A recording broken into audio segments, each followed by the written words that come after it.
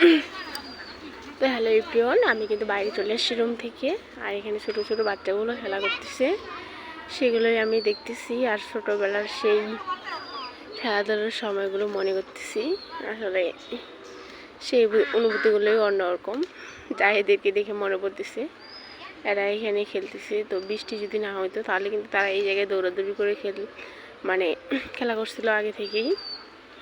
তো আজকে তো আর তারা দৌড়াদৌড়ি করে খেলা করতে পারতেছে না, কারণ বৃষ্টির কারণে আপনারা দেখতে পাইতেছেন যে অনেক ধরনের কাদা হয়ে গেছে। এই যে আকাশ দেখুন, মেঘলা আকাশ, বৃষ্টি বৃষ্টি ভাব, যে বৃষ্টি আসবে এমন।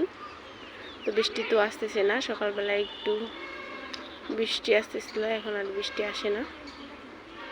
তো এই যে ওরা চারজনে মিলে খেলতেছে। আর এই জায়গায় তারা প্রতিদিনই খেলে, দৌড়াদৌড়ি করে।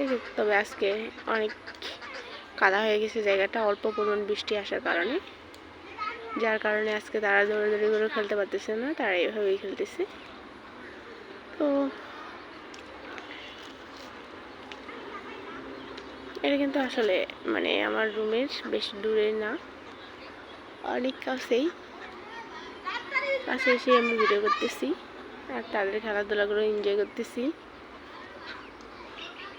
আসলে আমাদেরও এমন একটি সময় ছিল, আমার বা আপনাদের বা আমার হাজব্যান্ডের, সবারই, যে সময়গুলো এখন আমাদের নাই।